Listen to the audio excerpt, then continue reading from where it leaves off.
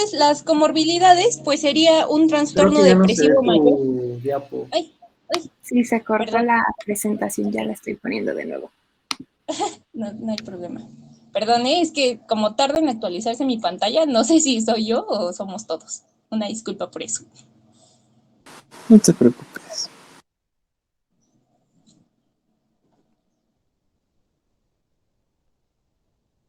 Ay, se me olvidó hace rato que pasamos entre la diferencia y obsesión y compulsión. Les puse abajo de la definición de obsesión un link de YouTube, que es un video animado que dura como 3 minutos, que se llama Tu ansiedad y tú, y representa bastante bien lo que es una obsesión. Entonces, por si la quieren ver, es muy cortito y vale la pena verlo porque también está gracioso y explica varias cosas.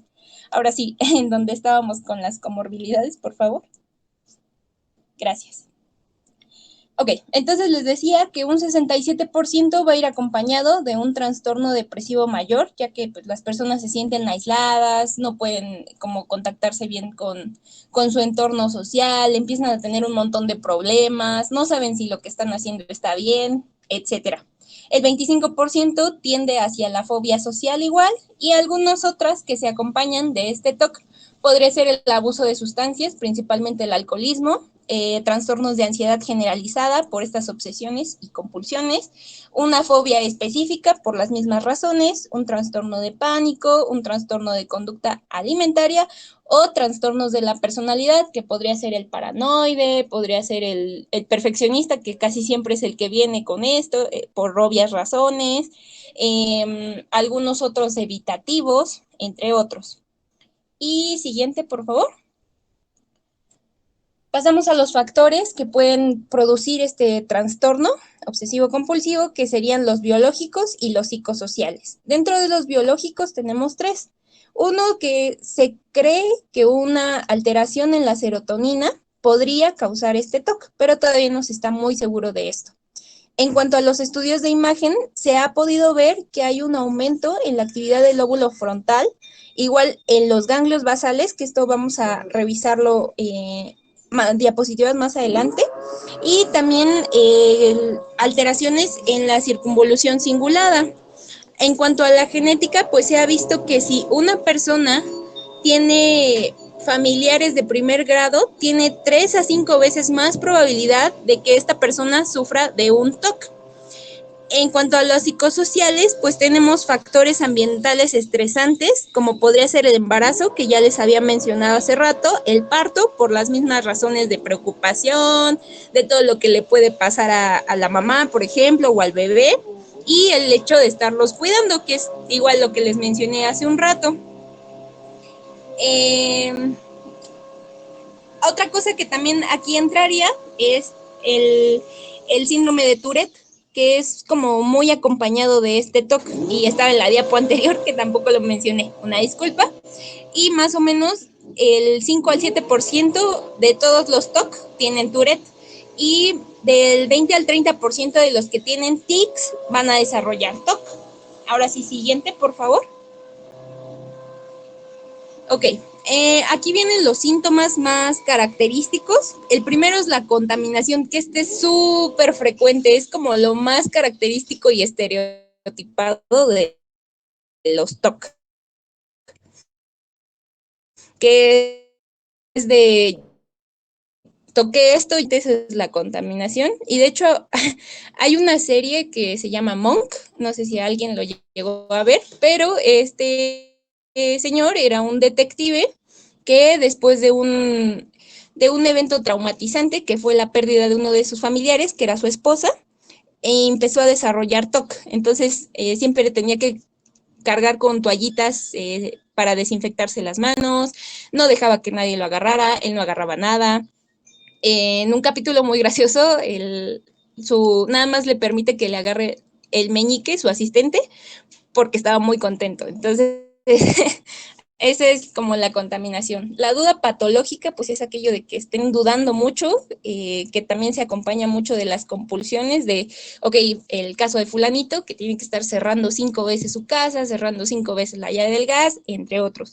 Los pensamientos intrusivos, que ya lo mencioné varias veces, ahora sí se los defino bien, que es aquel pensamiento que tiene una persona de ofender, de agredir, de contestarle mal, de pegarle, cosas por el estilo, por las obsesiones que tiene. En el video que les mencioné hace rato, viene ahí un ejemplo muy breve de este pensamiento intrusivo, en donde la ansiedad le está diciendo, seguramente esas chicas se están riendo porque tienes algo o tienes algo mal, y entonces esa persona va y las ofende a esas chicas por estarse riendo cuando en realidad no tenía nada que ver su risa con que estuvieran pensando mal de él. Y también otro, por ejemplo, que aparece ahí en el video, es que está platicando el chico de la ansiedad, que en este caso lo vamos a utilizar como TOC, con una chica, y la chica se rasca el ojo. Entonces la nubecita le está diciendo, seguramente es porque te está diciendo de una manera educada que tienes una lagaña, y luego se rasca la nariz la chica, tienes un moco, tienes un moco. Entonces, eso de que tengan ese tipo de ideas puede llegar puede llevarlos, perdón, a un pensamiento intrusivo, que pues ya sería quererlos ofender o cosas así, porque los están insultando supuestamente. Espero que me haya explicado con estos ejemplos, ¿sí? Sí, Euni. Ok. En la simetría, pues este también es como muy típico de los TOC, que quieren que todo esté derechito, que todo esté viendo para adelante, que todo esté del mismo tamaño, a la misma distancia, etcétera. Y esto los lleva a la precisión y a una compulsión de lentitud, que quiere decir que pues se tardan mucho en tareas que deberían de ser más rápidas. Por ejemplo, acomodar algunas latas en la alacena, o acomodar sus lápices, sus cuadernos, entre otras cosas. Y algunos otros que pueden acompañarse son los religiosos, como en la película de Tok Tok, no sé si alguien la haya visto, pero ahí hay una señora que tiene TOC y que cada que sale de su casa se tiene que estar persignando, lleva una imagen en su cartera, y también algunas otras cosas, que siempre tiene que estar haciendo oraciones o rezando. Entonces, esa sería como otro síntoma. El de acumulación, que es como otro importante, en donde no son capaces de tirar cosas que no sirven, y de hecho hasta la doctora nos lo mencionó en el trastorno de personalidad perfeccionista, en donde no son capaces de tirar cosas, las acumulan, aunque ya no sirvan. Tricotilomanía también es muy típico aquí y puede acompañarse. La onicofagia, que es pues comerse las uñas, y en algunos casos, pero no está muy comprobado, está el hecho de estarse masturbando. La siguiente, por favor. En el libro del compendio de psiquiatría venían estas dos tablitas. Del lado izquierdo son todos los síntomas que puede presentar un adulto, y del lado derecho todos los que pueden presentar niños o adolescentes. Ahí se las dejo por si lo quieren checar más adelante. Siguiente, por favor. Hay algunas variaciones de los TOCs que las vamos a ver muy rápido porque ya no es tal cual la patología, pero pues primero tenemos los pandas. ¿Le das, por favor? Y claro, no nos referimos a este tipo de pandas, sino a los siguientes, por favor, ¿le das? Que son los desórdenes neuropsiquiátricos, autoinmunes, pediátricos, asociados con estreptococo, que básicamente son niños que tienen síntomas de TOC, que anteriormente tuvieron una infección de estreptococos beta hemolíticos del grupo A, y también se ha visto que, si recordamos, era un factor de riesgo para padecer TOC. Algunos otros de los tipos son los inducidos por sustancias. Siguiente, por favor, que en este caso serían drogas, medicamentos o alcohol. El otro tipo de TOC podría ser el especificado, que actualmente la DSM-5 ya lo clasifica como trastorno relacionado, ya no es tal cual un TOC. Y puede haber de dos. El síndrome de referencia olfativo, en donde la persona se tiene que estar cambiando a cada rato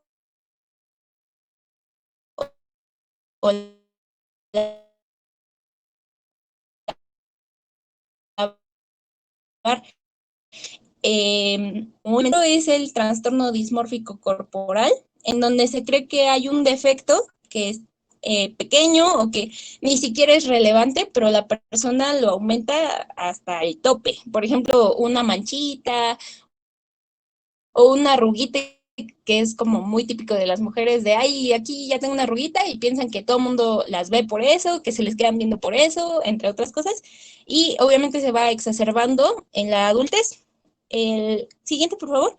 Hay otro que está relacionado con este trastorno dismórfico corporal que me llamó bastante la atención y por eso lo puse en la diapo, que es un síndrome relacionado con la cultura, en donde en Asia principalmente se cree que el pene puede retraerse hasta meterse dentro del abdomen. Y este es un síndrome de Coro. Me llamó bastante la atención porque es inducido por la sociedad. Siguiente, por favor. Aquí ya entran otros que ya no son tal cual como los anteriores dentro de los TOCs, que empezamos con el de acumulación. ¿Le das, por favor? Que es el hecho de estar comprando y sin tirar nada. De hecho, hasta han salido varios documentales respecto a esto. Era tal cual el nombre del programa, que era Acumuladores. Y pues ahí les puse una foto de uno de los comerciales que ponían, en donde pues había un montón de cosas. Regularmente se asocia con personas que son solteras, ya no se arreglan, tampoco duermen muy bien, no comen tampoco muy bien, porque hasta pueden llegar a comerse cosas echadas a perder. Altera sus funciones igualmente y puede estar asociado con el trastorno de personalidad dependiente, con TDAH, o con, bueno, y son muy difíciles de tratar. Más o menos un 18% de todos los que padecen esto no se van a recuperar. Siguiente, por favor. La tricotilomanía, que pues esta es de que se estén tirando el cabello, se asocia mucho con mujeres y principalmente arriba de los 13 años. Tienen mejor pronóstico mientras más temprano se les diagnostique. Siguiente, por favor. Tenemos el de excoriación, que es el hecho de estarse rascando hasta que, perdón, primero es el de dermatitis, hasta que se lesionan, pero no es como su finalidad, sino que se quieren estar rascando. Y la dermatitis facticia es el hecho de rascarse como manera de autolesión, o sea, el fin de rascarse es para que se lastimen, a diferencia de la otra. Siguiente, por favor. Para el diagnóstico, pues básicamente va a ser que presenten obsesiones, compulsiones, pero principalmente que el hecho de no hacerlas les genere angustia y, como ya les había mencionado antes, pues es antes de los 30 años o antes de los 20, depende de la bibliografía. Siguiente, por favor. Tenemos que diferenciar el TOC de afecciones orgánicas, como en las coreas de Huntington o de Sydenham, que pues estos afectan los ganglios basales. También del trastorno de Tourette, que más o menos el 90% va a tener compulsiones y 2/3 de todos los Tourette van a tener TOC, tal cual, completo. Y también el trastorno perfeccionista o la depresión. Siguiente, por favor. Y bueno, el tratamiento, pues algunos se van a resistir porque van a decir que no es posible que el caso de fulanito, retomándolo, que no laven su baño cada vez que lo utilizan, porque ya saben teóricamente que en ese lugar se acumulan un montón de bacterias que pueden llegar hasta el cepillo de dientes, por ejemplo. Entonces, por esto se resisten. Como ya lo había mencionado la doctora, en estos casos los ISRS se tienen que usar en dosis altas, a 80 miligramos por día de la fluoxetina, por ejemplo. Tenemos otras opciones. En segunda línea están los antidepresivos, que se utilizan más por el hecho de estar recaptando la serotonina, que ven, que recuerdan, era un factor de riesgo biológico, la alteración de la serotonina. También tenemos algunas otras opciones que ya son como tercera línea y pues es mejor la fluoxetina, pero tenemos al valproato, al litio, carbamazepinas, risperidona, entre otros. Regularmente para este tipo de pacientes se acompaña mucho los ISRS con la terapia conductual, que en este caso sería una exposición y prevención a la respuesta, es decir, al caso de fulanito, pues el hecho de que obligarlo a, bueno, no obligarlo, sino ayudarle a que cuando pase al baño no lo tenga que lavar y hacerle ver todo el hecho de que son muy poquitas bacterias o que la gente no, de manera normal no tiende a lavarlo a cada rato, entre otras. También se puede hacer que evite estas, que aprenda a vivir con el estrés de lo que le genere. Obviamente con el medicamento suele tener una mejor respuesta, no lo vamos a dejar todo traumado ni nada por el estilo, y tiende a ser más efectiva y duradera si se acompaña la terapia con los ISRS. También hay unos casos más graves, que tampoco es como lo más común, que se haga una estimulación cerebral profunda, o sea, una terapia de electrochoques, pero pues esto ya no es como la primera línea de tratamiento. Siguiente, por favor. En cuanto a su evolución y pronóstico, pues ya tenemos que el 50% de todos los síntomas del TOC van a aparecer repentinamente. El 50 al 70% es tras un acontecimiento estresante, como les mencioné del caso de la serie de Monk, en donde se muere su esposa y ahí empieza su TOC. Regularmente es una evolución larga, puede ser variable o fluctuante, es decir, que tenga como que sus picos de TOC y después se le baje un poco y luego otra vez tenga muchísimo obsesiones y compulsiones. Y el 20 al 30% va a mejorar significativamente, pero el 20 al 40% van a seguir igual o no van o se van a agravar por el hecho de haberse sometido, por ejemplo, a una terapia conductual o que no se quieren apegar al tratamiento. Y hay que considerar igual el suicidio, como un factor de riesgo para los TOC por su depresión.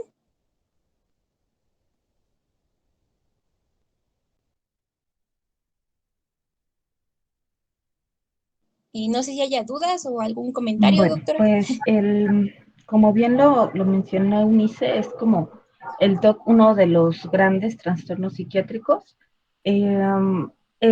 Tanto el diagnóstico como el tratamiento sí resultan un reto para el psiquiatra y creo que, bueno, obviamente que logren identificarlo, pues va a ser quizás complejo en la consulta de primer contacto, ¿no?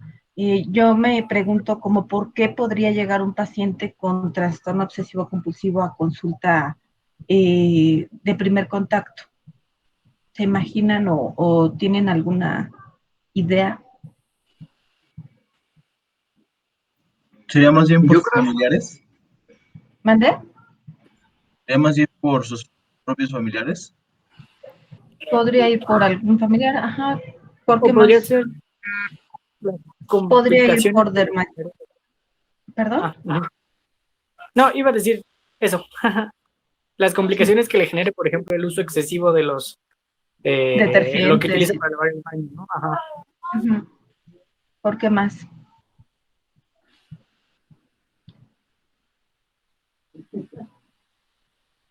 Pues considero que quizás eso sea lo más frecuente. Pueden llegar, sí, por dermatitis de contacto, porque son personas, cuando hay ideas obsesivas de contaminación, pues tienden a tener compulsiones de limpieza excesiva, ¿no? Entonces, pues sí, suelen usar muchos productos químicos o sus métodos de limpieza son excesivos y pues suelen lesionarse la piel. Pueden llegar también, por ejemplo, por insomnio, pueden llegar por cambios en su estado de ánimo, por presentarse algunos síntomas físicos, quizás cefalea. Eh, También pueden llegar a tener ideas obsesivas hipocondríacas, ¿no? Entonces, también parte de sus rituales pudiese ser, no sé, el tener una dieta muy estricta o tomar cierta cantidad de multivitamínicos. O sea, esto puede ser muy variado. Aquí tienen que entender que dependiendo de la obsesión, va a ser como la contraparte, la situación de la compulsión. Si las ideas obsesivas, como decía Unice, son religiosas, pues la compulsión va a ser en ese sentido, ¿no? Entonces, pero puede haber de muchos tipos. Por ejemplo, hay pacientes que tienen, no sé, ideas, pensamientos catastróficos, ¿no? De que va a temblar o de que van a atropellar a alguien de su familia.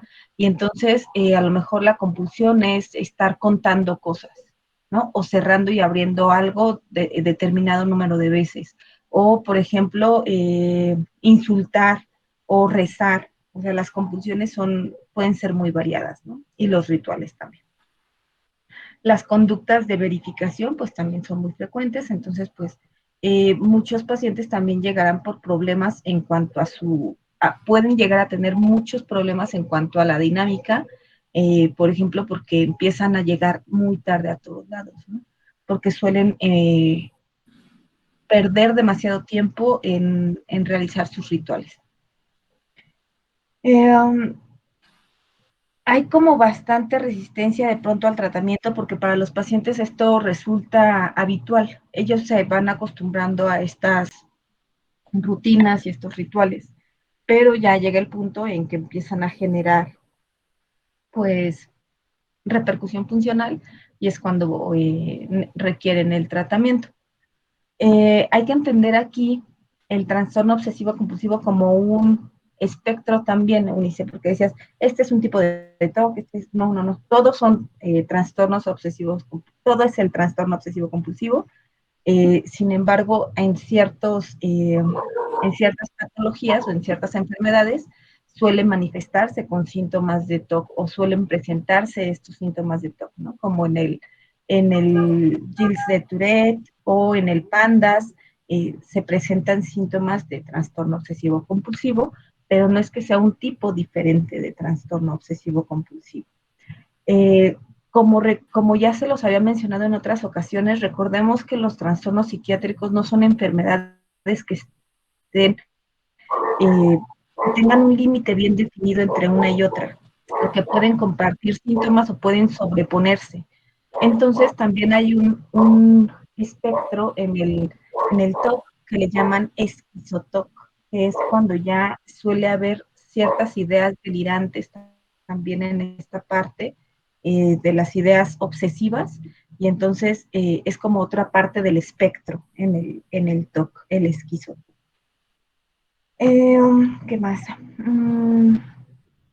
Pues en efecto, el tratamiento en primera línea van a ser los inhibidores selectivos de la recaptura de serotonina, regularmente requieren dosis elevadas y generalmente se pueden acompañar o sumar las benzodiazepinas o antipsicóticos como tratamiento coadyuvante. Y pues creo que nada más, no sé si quería mencionarles otra cosa, pero si lo recuerdo ahorita se los hago saber. ¿Tienen alguna duda? Gracias.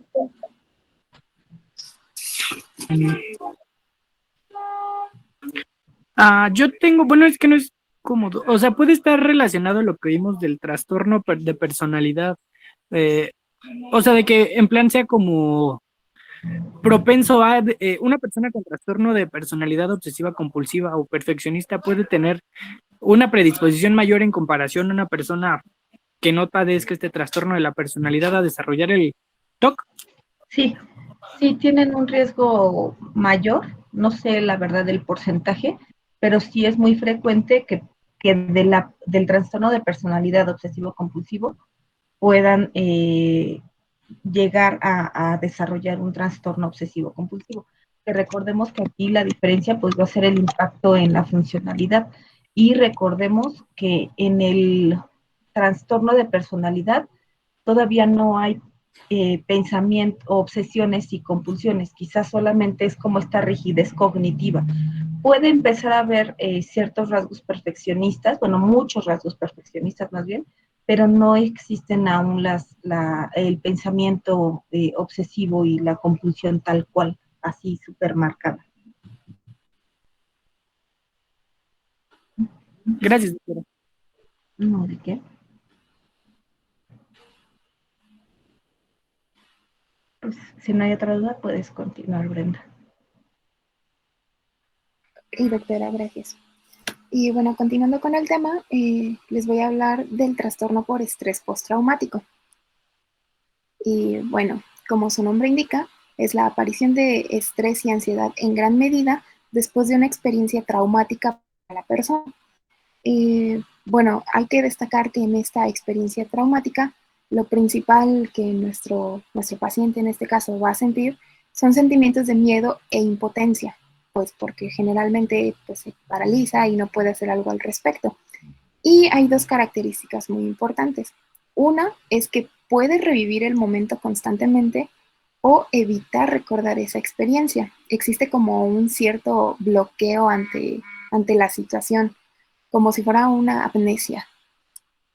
Y bueno, en cuanto a su epidemiología, tenemos que 9 al 15% es la incidencia, de los cuales el 8% de estos pacientes, este estrés va a permanecer a lo largo de su vida, mientras que del 5 al 15%, bueno, aparece de forma subclínica. ¿A qué me refiero con esto? Bueno, a que el paciente puede haber tenido esta experiencia traumática, sin embargo, pues no presenta sintomatología pues de un trastorno por estrés postraumático. O sea, digamos que tiene como esa predisposición a presentar síntomas, pero por el momento pues no los está presentando. En cuanto a sus comorbilidades, de igual manera, vamos a tener que este tipo de trastorno convive con otro tipo de trastornos más. Y se dice que 2/3 de los pacientes que tienen trastorno de estrés postraumático pueden tener al menos otro trastorno, entre los que destacan los trastornos depresivos, los relacionados a sustancias o el trastorno de ansiedad o incluso los trastornos bipolares. Esto debido a, como les menciono, los sentimientos de miedo y de angustia, de ansiedad, se quedan pues muy marcados en estas personas, ya que, como les decía, pues no existe, en el momento en que están pues en esa experiencia, pues no pueden realizar demasiadas cosas, no.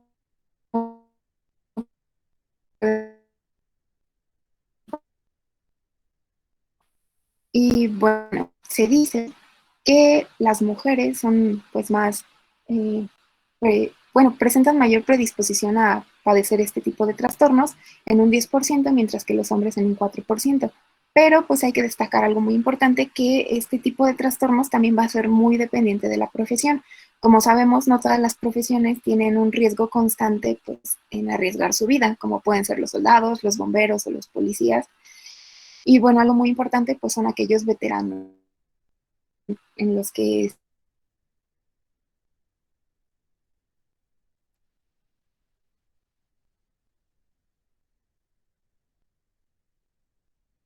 Y pues todo lo que esto conlleva, ya sea que estén presentes, viendo perder a sus compañeros, viendo pues todo el proceso del enfrentamiento. Y bueno, en cuanto a su etiología, vamos a tener que el factor estresante es la causa primordial. A esto me refiero a que se necesita pues una causa externa que desencadene todo esto. Y bueno, este factor estresante puede no ser suficiente para causar el trastorno, por lo que pues se dice que se necesita considerar los factores biológicos y psicosociales del mismo paciente. Y con esto me refiero a su estado general de salud, así como el mismo entorno en el que se desarrolla nuestro paciente. El factor biológico está relacionado con la hiperactividad del sistema noradrenérgico, a los opioides endógenos, al sistema nervioso autónomo y al eje hipotálamo hipófisis suprarrenales. Esto debido a que, pues, al momento de la experiencia existe un aumento en la frecuencia cardíaca y en la tensión arterial, y que a la larga puede conllevar a las alteraciones en el sueño. Dentro de los factores de riesgo, los podemos dividir en 3: los pretraumáticos, peritraumáticos y postraumáticos. Dentro de los pretraumáticos, pues a su vez los podemos subclasificar en 3, en los que los temperamentales van a ser aquellos que son en el transcurso de la vida de la persona. Es decir, todos aquellos problemas como emocionales que puede presentar la persona previa a la exposición de un trauma, o aquellos trastornos mentales previos que ya padezca el paciente. Los ambientales, pues generalmente se refieren al entorno del paciente, haciendo pues énfasis en el periodo de la infancia, mientras que los genéticos, bueno, intervienen también en genéticos y fisiológicos, ya que como les mencionaba, el sexo femenino pues tiene mayor prevalencia a generar este tipo de trastornos. Y bueno, también se dice que la edad más joven en el momento de la exposición de trauma puede pues desencadenar pues todavía más agravantes. En el caso de los factores peritraumáticos, son los factores ambientales que como tal son en el momento del trauma, es decir, lo que se está viviendo en ese momento, ya sea ser autor de dichas pues, acciones o ser testigo de ciertas atrocidades. Bueno, en el caso de los factores postraumáticos, los temperamentales, pues son las estrategias de afrontamiento inadecuadas o cómo se están llevando pues todo el tratamiento de este paciente. Y los ambientales, pues como les mencionaba, nuestros pacientes tienden a revivir los momentos o a evadirlos. Entonces a esto se refiere, a la exposición a los recuerdos repetitivos o a la falta de memoria sobre los mismos.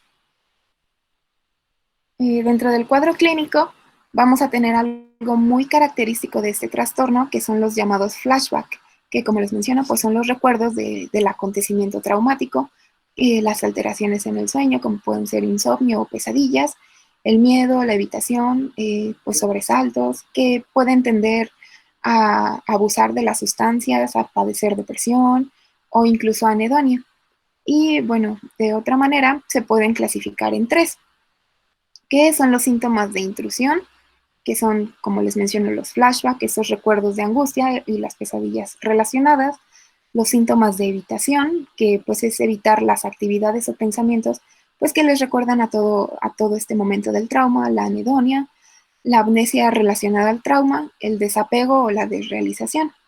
Y por último, los síntomas de alerta, que son el insomnio, irritabilidad y la hipervigilancia, ya que pues esta ansiedad va a ser continua y van a estarse cuidando de que nada les vuelva a ocurrir.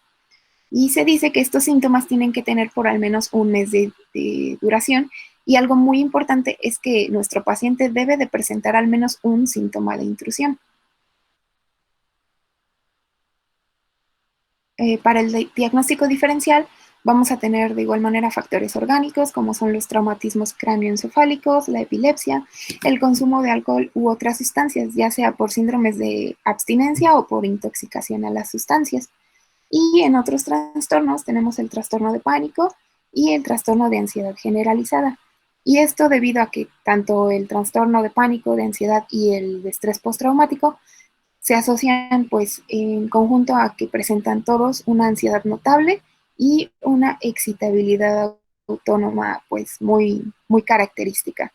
Y como les mencionaba, también otro más pues es la depresión mayor, ya que esta pues tiende a coexistir con este trastorno por la misma experiencia que se vivió. Y bueno, el tratamiento se va a basar en la educación al paciente sobre su trastorno, y pues su tratamiento, debido a que pues tiene que ser constante con sus fármacos y con sus terapias.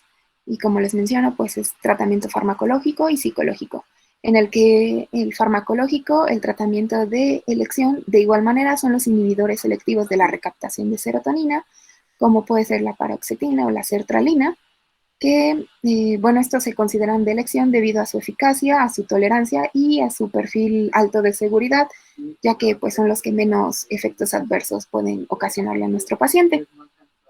De igual manera, pues reducen los síntomas, bueno, en general todos los síntomas que les mencioné en la clasificación, y pues tienden a mejorar los síntomas exclusivos de este trastorno.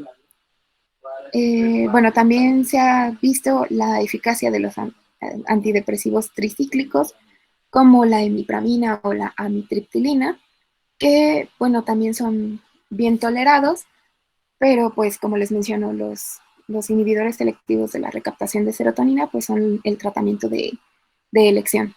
Otros fármacos más son los inhibidores de la monoaminooxidasa o inhibidores reversibles de la monoaminooxidasa. Y bueno, los antiadrenérgicos, estos en caso de que exista ya confirmada la hiperactividad noradrenérgica. En el caso del tratamiento psicológico, vamos a tener la psicoterapia psicodinámica, que puede ser de utilidad en el tratamiento de muchos de estos pacientes. La terapia conductual y la terapia cognitiva, así como la hipnosis. Y bueno, más que nada, este tratamiento psicológico se va a centrar en la reconstrucción de los hechos y la afrontación a los mismos. Y bueno, esto se va a basar principalmente en dos estrategias. Uno es la terapia de exposición, que como tal es tratar de hacer que nuestro paciente pues recuerde y de cierta manera reviva el acontecimiento, pero a su vez pues enfrentarlo. Esto se puede hacer mediante imágenes o videos o exponerlo de nuevo a ese desencadenante. Sin embargo, si estamos hablando que pues, de los veteranos de guerra, pues no los vamos a mandar a la guerra otra vez. En el caso 2 es el manejo de estrés mediante técnicas de relajación y pues las mismas terapias de afrontamiento. En cuanto a su evolución y pronóstico, tenemos que, pues la verdad es que este trastorno pues es muy fluctuante, es muy diverso su evolución, y con el tiempo puede intensificarse o debido pues, al tratamiento farmacológico y psicológico puede ir disminuyendo. Pero algo muy, muy característico es que la sintomatología pues tiende a permanecer por al menos un año. Sin embargo, pues tenemos que la recuperación de estos pacientes aproximadamente es del 50%. El 30% es una recuperación total, el 40% queda con síntomas leves, el 20% con síntomas moderados y el 10% pues no presenta un cambio o incluso se puede intensificar. Y por último, los factores de buen pronóstico es un inicio rápido de los síntomas, que su duración sea menor a 6 meses y que la ausencia pues, de otros trastornos que estén dentro de las comorbilidades, como los psiquiátricos, los médicos o incluso los relacionados a las sustancias, y pues que el entorno social de nuestro paciente sea sólido y estable. Y eso sería todo.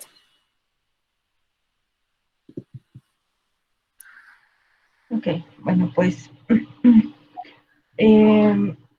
quizás ya no vemos el trastorno de estrés postraumático como lo describen en los libros, en el caso de ver, por ejemplo, veteranos de guerra o a gente, por ejemplo, que sobrevivió o que fue de los rescatistas en el terremoto del 85, por ejemplo.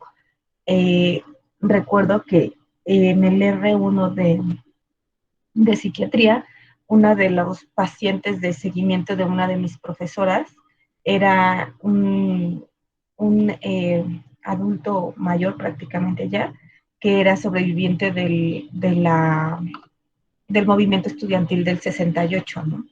Entonces, cuando hay este tipo de eventos en los que genera, pues, traumáticos, ¿no? Eventos muy, muy graves, pues posteriormente se presentaban se presentaba este tipo de trastorno.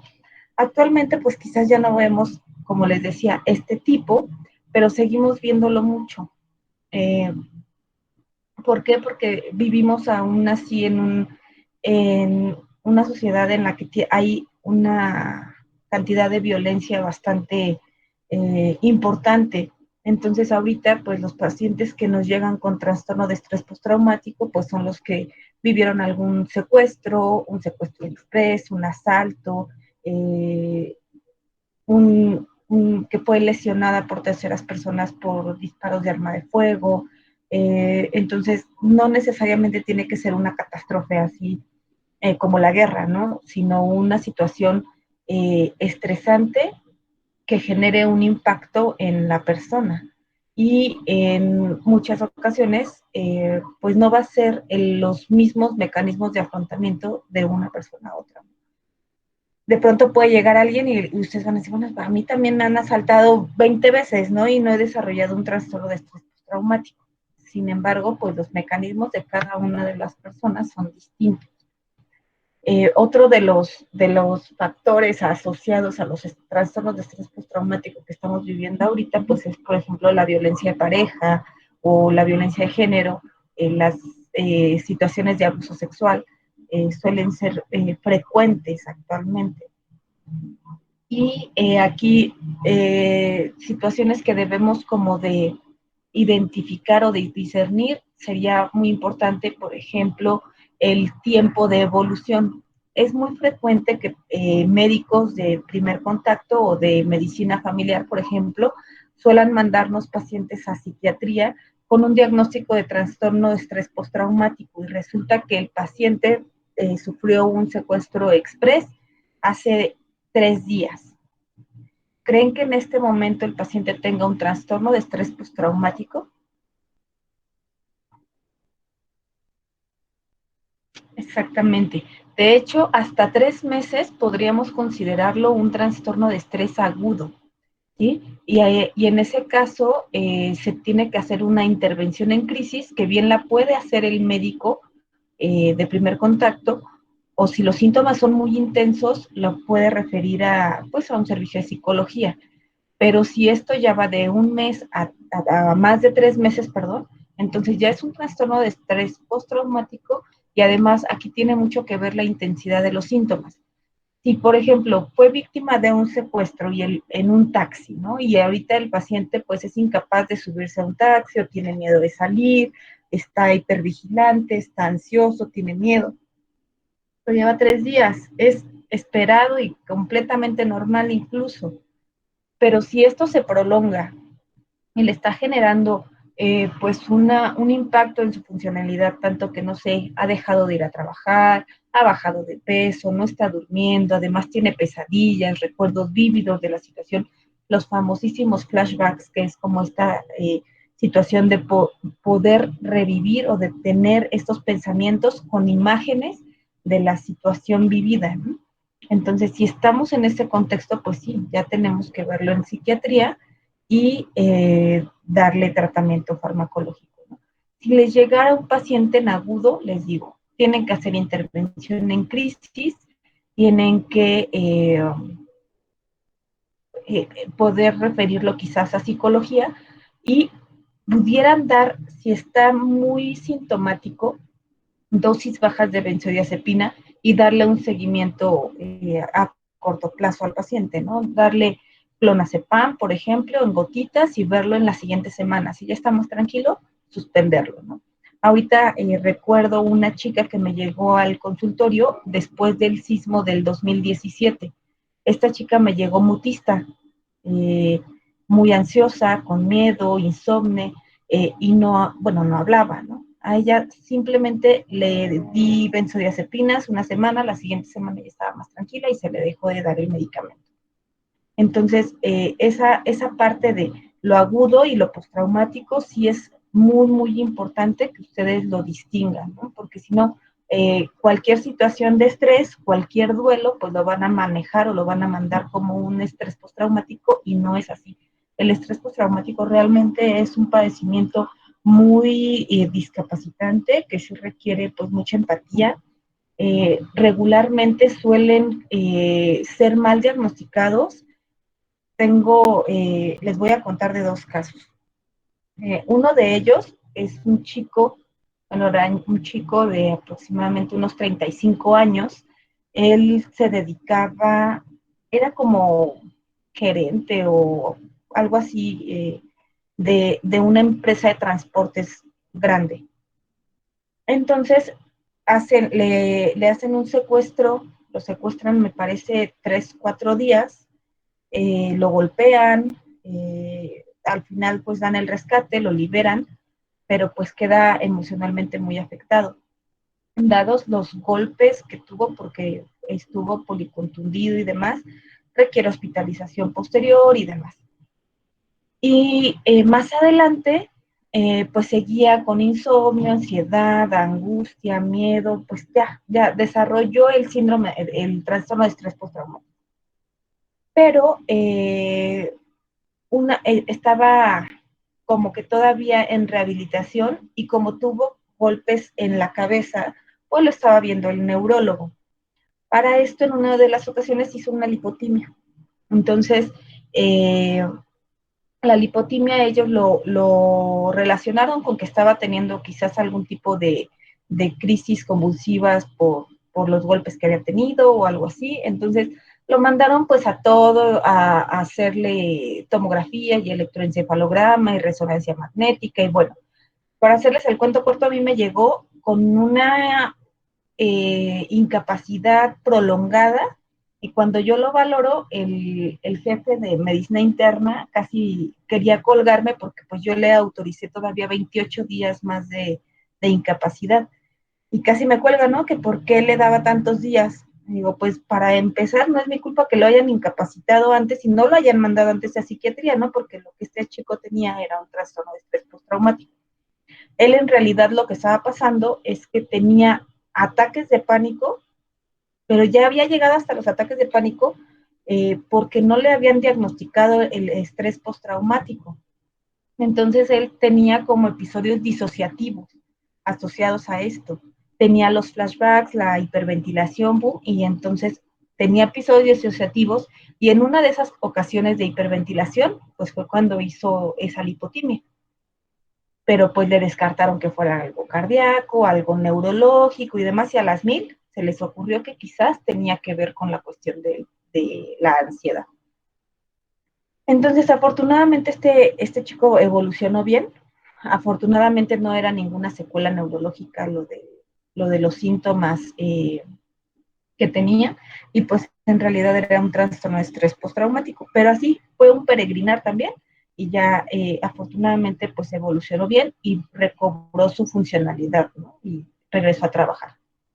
Y el otro paciente que les quería mencionar es un paciente que era transportista. Él manejaba un tráiler, entonces hacía viajes muy largos y pues obviamente foráneos, y en una de esas pues lo asaltaron, lo retuvieron en el camión, lo golpearon también y pum, lo lanzaron, ¿no? Del camión. Este señor igual tuvo una lesión porque quedó con una hipoacusia, me parece que del lado izquierdo, tuvo sí algunas secuelas por la cuestión de los golpes que sufrió, pero de la misma forma, o sea, él tenía pesadillas, tenía miedo, angustia, tenía flashbacks y demás, y solamente se enfocaron, y es lógico hasta cierto punto que se enfoquen en la parte física, pues porque fue algo importante también lo que vivieron, pero pues después de un año y medio ni siquiera se les ocurrió mandarlo a psicología. Entonces este señor pues también tuvo un estrés postraumático severo. Él inclusive sí recuerdo que se le manejó, terminó con polifarmacia, o sea, porque se le dio antidepresivo, benzodiazepina, y terminó con antipsicótico, porque sí desarrolló síntomas muy discapacitantes. Y además él ya no podía trabajar. Como su licencia era para viajes foráneos y demás, como perdió capacidad auditiva, ya no le autorizaron su licencia. Entonces él sí terminó como con una incapacidad parcial y ya no pudo trabajar. Entonces, pues obviamente él se complicó o tuvo de manera comórbida un trastorno depresivo mayor. Entonces, sí es importante como dar un seguimiento y un diagnóstico adecuado a estos pacientes, ¿no? Porque de otra manera desarrollan más complicaciones y su pronóstico pues se empeora, ¿no? Bueno, no sé si tengan alguna duda. Yo sí, doctora, una pregunta. ¿Qué tanto pueden tardar en aparecer los síntomas después del trauma? O sea, ¿pueden No, llegar a después de un año? aparecen, en realidad aparecen casi postraumático, o sea, al siguiente día pueden empezar a tener las molestias. Y el detalle aquí es el tiempo que se prolongan y la intensidad de los mismos. Como te decía, si te asaltan hoy en la mañana, pues toda la tarde vas a estar con miedo y muy probablemente al siguiente día.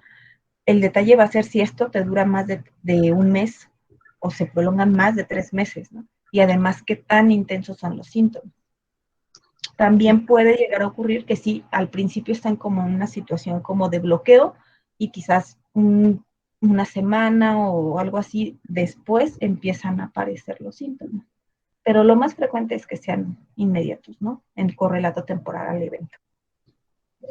Ok, gracias, doctora. ¿Alguien más?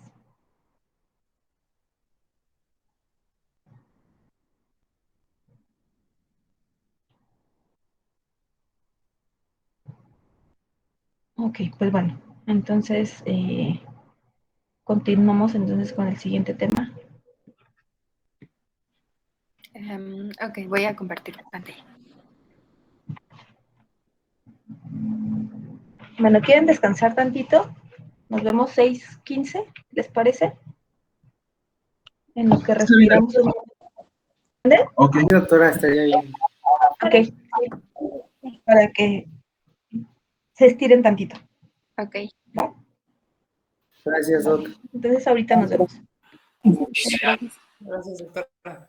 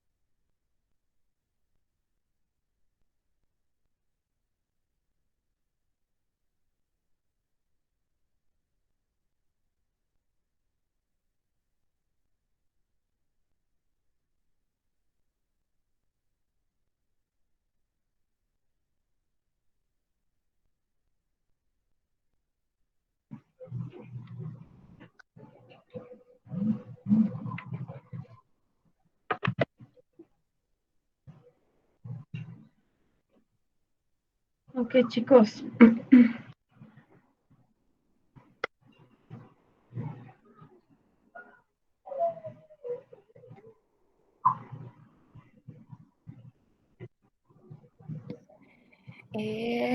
Voy a compartir pantalla.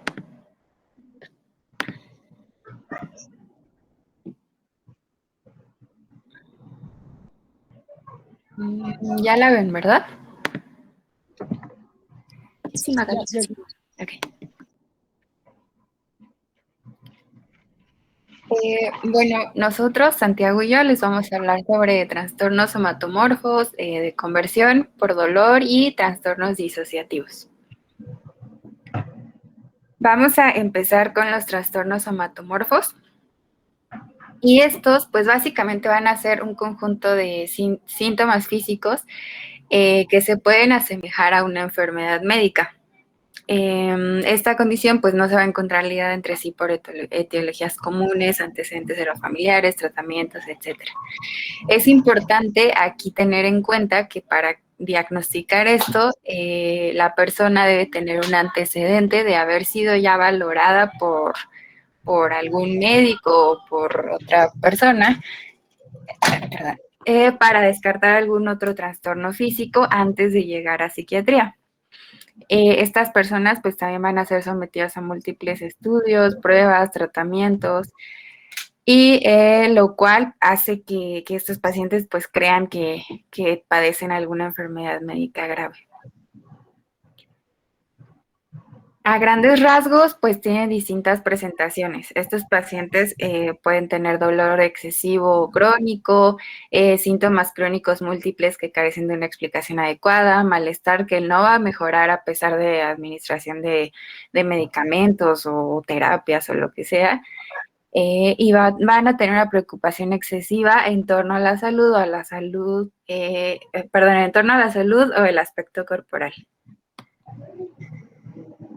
Y bueno, ya comenzando con los diferentes tipos, tenemos el trastorno de síntomas somáticos, en el cual la persona va a tener un síntoma somático que va a ocasionar importante disfunción y tensión al paciente.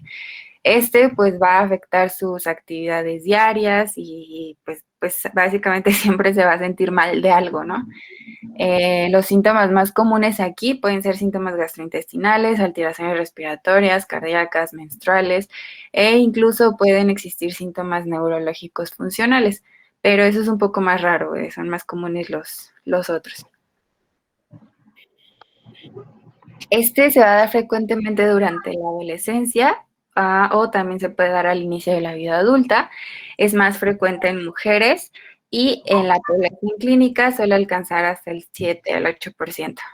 Y aquí sí se ve que hay un componente genético y ambiental, ya que suele verse una agregación familiar importante. Se ve más en individuos con condiciones socioeconómicas y educativas bajas, y con frecuencia los pacientes que padecen este tipo de trastorno tienen algún otro, como trastorno de personalidad, entre los que pueden ser trastorno histriónico, límite o antisocial. El tratamiento, pues estos pacientes generalmente suelen rechazar el tratamiento psiquiátrico, aunque algunos lo van a aceptar siempre y cuando se administre en un entorno médico.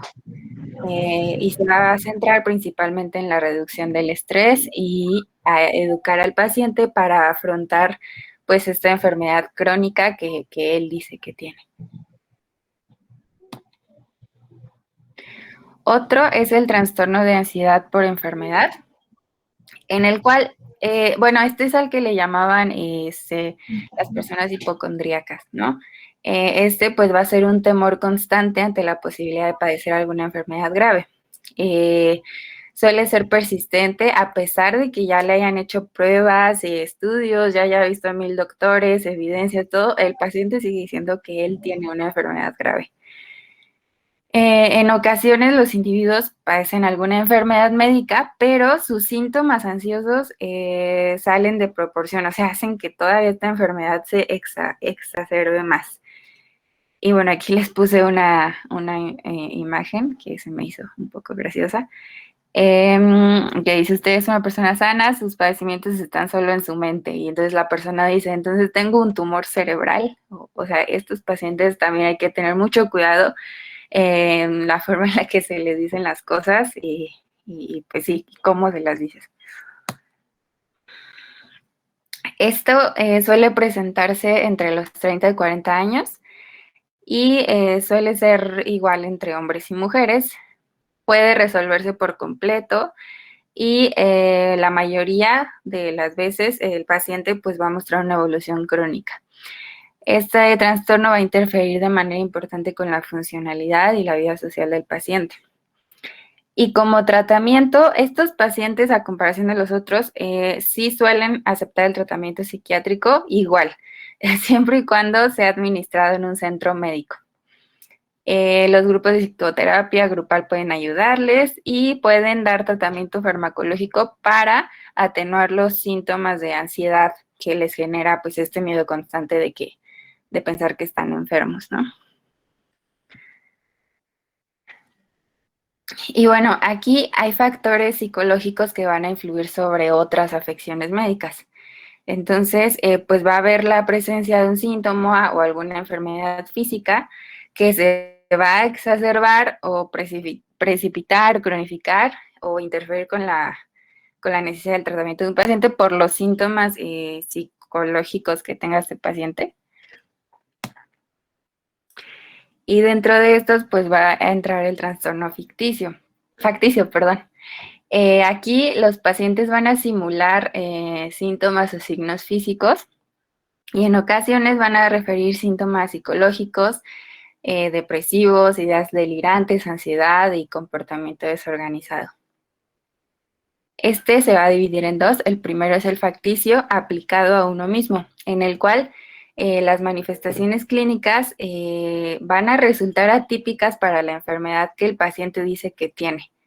Incluso algunos pacientes van a cambiar la versión de su historia. Van un día al doctor y le dicen, es que me duele la cabeza y, no sé, el brazo y la pierna, ¿no? Y después vuelve a ir y dicen, no, es que siempre me ha dolido la cabeza y la garganta y el pie, ¿no? Entonces pueden cambiar la versión de su historia cada vez que la cuentan. Hay un grupo aquí especial que son los pacientes que saben mucho acerca de sus síntomas y esto pues va a dificultar muchísimo más su detección, ya que pues son muy astutos. Y en caso de que se les administre el tratamiento correcto para su enfermedad, sus síntomas no van a mejorar o incluso los pacientes dicen que se van a complicar. Estos pacientes generalmente se hospitalizan por pocos días y después se van en contra de las recomendaciones médicas cuando ya les hicieron todas las pruebas y todas resultaron negativas. Incluso pueden trasladarse de una ciudad a otra para solicitar atención médica de otro doctor, ya que el que los atendió pues no les diagnosticó nada, ¿no? Y bueno, básicamente el motivo de conducta de estas personas se va a centrar en que necesitan tener la sensación de que son cuidados o de que engañan al personal médico y de que reciben atención de personas pues importantes, ¿no? Y frecuentemente esos pacientes se van a encontrar desempleados. El diagnóstico se debe establecer al excluir cualquier otro tipo de enfermedad física o algún otro trastorno. O sea, tampoco hay que tomarlos tanto de locos, o sea, sí hay que hacerles estudios porque pues a veces, como sabemos, hay enfermedades que no se diagnostican tan fácilmente, ¿no? Entonces sí hay que ser muy, muy, muy cuidadosos con eso y ya hasta estar 100% seguros de que no tiene nada, pues entonces sí se puede pensar en este trastorno. Y el otro es el facticio aplicado a otro, el que les comenté ahorita aplicado a uno mismo y este es aplicado a otro. Aquí los síntomas no los va a sufrir el paciente. Aquí lo que va a pasar es que es un cuidador que adjudica síntomas a otra persona y generalmente pues va a ser la mamá al hijo, ¿no? O el papá al hijo. Generalmente pues van a ser mujeres, como les digo, pueden ser las madres de los niños. Y son víctimas casi por igual varones y mujeres, aunque yo creo que podrían ser un poquito más las mujeres. Aquí pues va a ser rara la psicosis y van a referir signos y síntomas falsos e incluso estas personas pueden inducir síntomas o alterar las pruebas que se le hagan al paciente para que vean que pues el niño generalmente sí tiene algo. Y el 50% de las víctimas sí van a cursar con alguna enfermedad pues rara.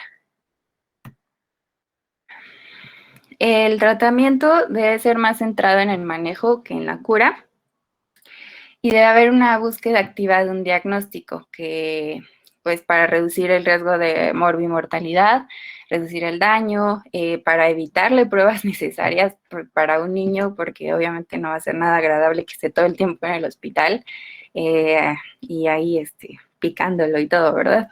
Se deben tener reuniones interdisciplinares con regularidad para evitar conflictos entre el personal, se debe guiar al paciente a un manejo psiquiátrico y tratar las entidades psiquiátricas adyacentes que pudiera tener el paciente.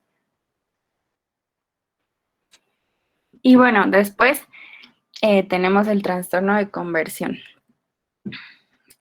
Básicamente pues va a ser un trastorno de síntomas neurológicos funcionales. Va a aparecer durante los últimos años de la infancia o el comienzo de la edad adulta, pero realmente puede aparecer a cualquier edad y también va a ser más frecuente entre mujeres. Aquí los síntomas van a aparecer bruscamente y el inicio puede ser porque el paciente tuvo algún suceso estresante.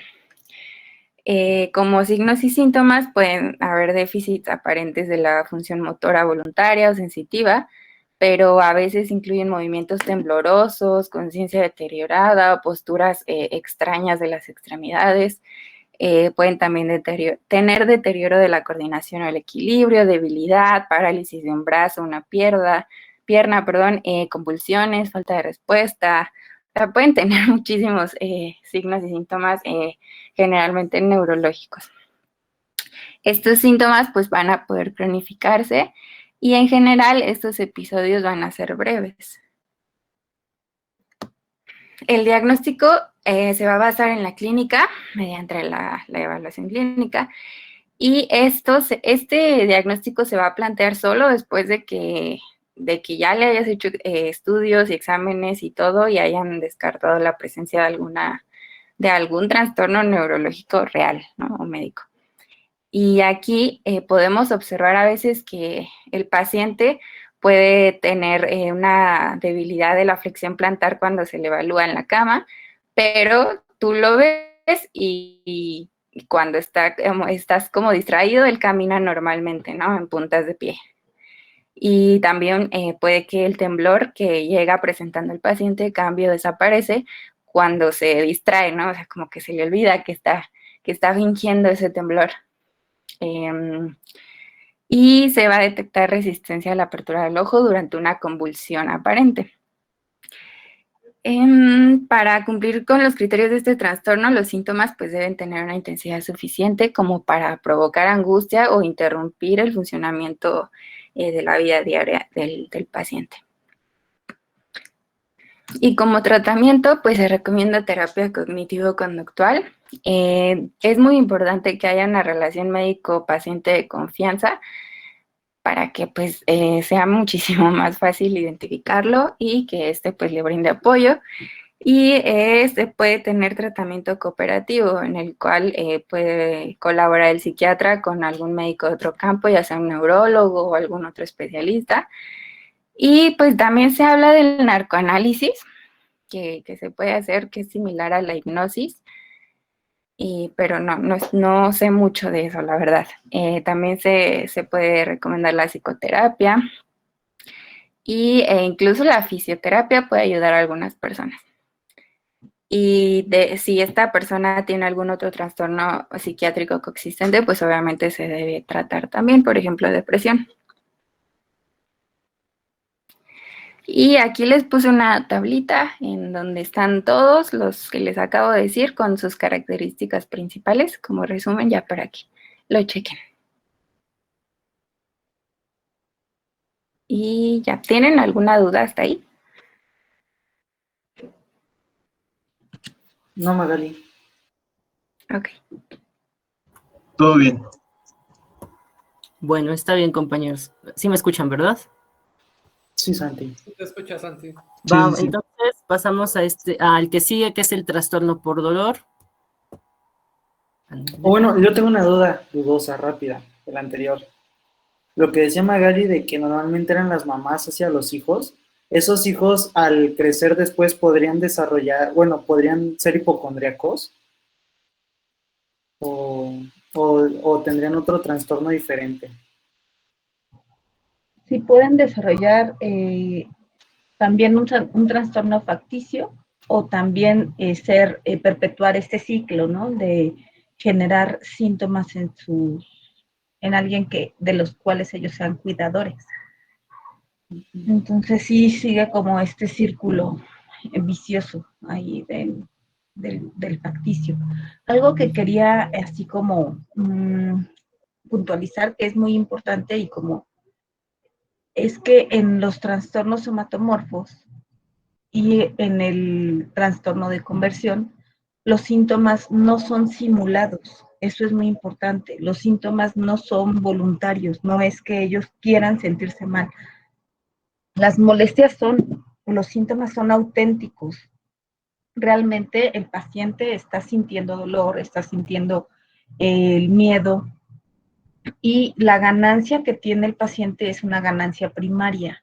Es una ganancia, bueno, él busca una ganancia de forma inconsciente que es el tomar el papel de enfermo, porque tiene una necesidad de ser cuidado, ¿sí? De ser protegido de alguna forma.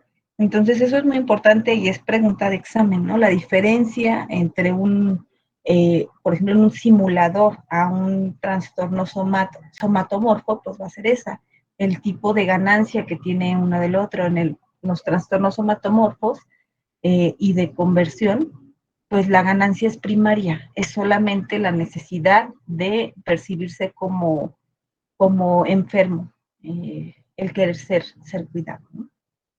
Bueno, continúen, por favor.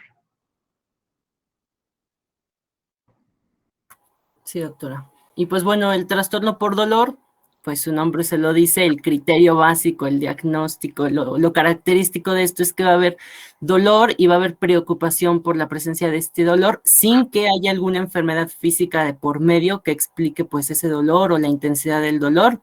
Cuando hay situaciones de estrés o estados de conflicto, pues de lucha, este dolor se incrementa o se hace presente y es un dolor que es constante anatómicamente. ¿Qué quiere decir? Que un día les puede doler el cuello, que otro día les puede doler el codo, otro la rodilla, otro la espalda. Normalmente las regiones más afectadas son región lumbar y región cervical en este tipo de trastornos. Y bueno, los factores psicológicos están altamente y directamente relacionados con el inicio del dolor, con las exacerbaciones de ese dolor, con la gravedad e intensidad del dolor y con la persistencia del dolor, si es crónico o si es agudo. La que sigue, por favor. Pues este trastorno puede presentarse a cualquier edad, sin embargo tiene un pico entre los 30 y los 50 años. Las mujeres lo presentan con muchísimo más frecuencia, siendo lo que les decía, ¿no? Región cervical o la cabeza, presentan cefaleas, migrañas con más frecuencia y dolores de tipo musculoesqueléticos. Normalmente, si hacemos un interrogatorio, hay antecedentes de que los familiares de primer grado han tenido trastornos depresivos o trastornos de dolor o dolores inexplicados o toxicomanías, principalmente alcoholismo. Y este trastorno puede llegar a prevalecer toda la vida a pesar de que el paciente esté bajo tratamiento. La que sigue, por favor. Y bueno, tenemos diferentes etiologías. La primera sería la etiología conductual, en el cual el dolor se va a reforzar con la recompensa. ¿Qué quiere decir esto? Que el dolor se va a intensificar o los síntomas de dolor van a ser más graves cuando otras personas les prestan atención o bien les empieza a doler como un mecanismo de defensa, ¿no? Para evitar alguna actividad que a estas personas no les guste. Tenemos la interpersonal, que es una herramienta para manipular y obtener ventaja, sobre todo en una relación, no sé, que ay, me duele, no te vayas a trabajar, quédate aquí cuidándome, pero pues realmente sí le duele. El biológico, algunos pacientes pues pueden sufrir un trastorno por dolor más que otro trastorno mental. Esto es porque hay anomalías sensoriales y anomalías en el sistema límbico, y bueno, las anomalías sensoriales y del sistema límbico nos predisponen al dolor. Y bueno, la psicodinámica, en la cual el paciente puede expresar de forma simbólica un conflicto intrapsíquico a través del cuerpo. ¿Qué quiere decir esto? No sé si han visto esas fotos de que si estás estresado, te duele la espalda. Si tienes problemas guardados, te duele el estómago, ¿no? Si tienes nervios, también te da gastritis, ¿no? Ese tipo de imágenes de, no, es que ya me estresé y por eso me voy a exponer, me pongo nervioso y ya me empezó a doler, me dio mi colitis, ¿no? Cosas así. A eso es a lo que se refiere esta parte, ¿no? La que sigue, por favor. En cuanto a las manifestaciones, pues lo vamos a dividir en un dolor agudo que dura menos de 6 meses y tiene normalmente una resolución espontánea, y un dolor de tipo crónico que pues es mayor a los 6 meses. Este dolor causa incapacidad para trabajar o para ir a la escuela. Normalmente estas personas son desempleadas por lo mismo de que el dolor los incapacita. Hay un consumo continuo de analgésicos, sin embargo, este consumo continuo no les quita el dolor, no les atenúa el dolor, es un dolor de tipo psicógeno, no, los analgésicos no nos ayudan mucho, y estas personas, en vez de usar AINES, ya después se van por lo que sigue, los opioides, y los opioides, pues recordemos, nos generan dependencia. Entonces, pues estos pacientes también llegan a tener dependencia a los opioides. Obviamente hay conflictos interpersonales, no se pueden relacionar muy bien por esto, ya lo que les comentaba, ¿no? De la manipulación, etcétera. El dolor es parte esencial de su vida. Esta persona la conoce porque, ay, es que esa le duele todo, ¿no? Bueno, pues así los tachan. Todo se centra en su dolor. Visitas continuas al médico buscando, pues lo que les decía, varía el dolor, y doctor, hoy me duele esto, pero la semana pasada le dolía el hombro, sí, pero ahora me duele la espalda. Ok. Está muy asociado a la depresión también, y estos pacientes, por lo mismo de su dolor, de su incapacidad, pues viven en un aislamiento social. La que sigue, por favor. En cuanto a los criterios, 25 al 50% de los pacientes van a coexistir con un cuadro de trastorno depresivo mayor, y en un mayor porcentaje, del 60 al 100%, pueden llegar el trastorno depresivo recurrente. Y bueno, ya les comentaba que la característica esencial de este trastorno es el dolor. El dolor es importante, incapacitante, afecta ya sus relaciones sociales, interpersonales, laborales, académicas. Hay factores psicológicos, lo que les decía, que van a exacerbar el dolor, y el estrés, las preocupaciones, la ansiedad van a estar altamente relacionadas con el inicio, la gravedad, la persistencia. No es un dolor ni simulado ni intencionado, realmente le duele, pero es un dolor psicógeno, ¿no? Lo que ya habíamos comentado. Y no es, o no se define que es un trastorno por dolor, si se explica que el dolor es por otras afecciones, ¿no? Trastornos del ánimo, o que el paciente tenga alguna otra afección médica, digamos cáncer, le duele, y obviamente pues el dolor se va a asemejar a este trastorno, pero pues el dolor lo asumimos al cáncer, no propiamente a un dolor de tipo psicógeno. Y bueno, algo que es muy importante y que decían muchas bibliografías es que nunca le digamos al paciente de que, ay, usted está exagerando con su dolor, seguro ni le duele mucho, o seguro lo está inventando, porque eso solamente pues en vez de ayudarlo lo perjudica, ¿no? La que sigue, por favor. Ok.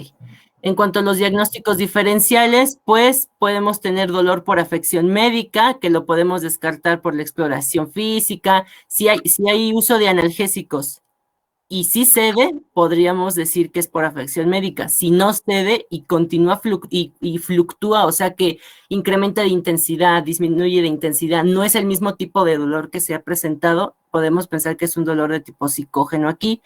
Hipocondría, en este trastorno por dolor hay menos síntomas. Recordamos que en la hipocondría, pues el paciente inventa los síntomas que se le ocurre, como si se supiera el Harrison de memoria, de, ay, ahora me duele esto y ahora me va a pasar esto, ¿no?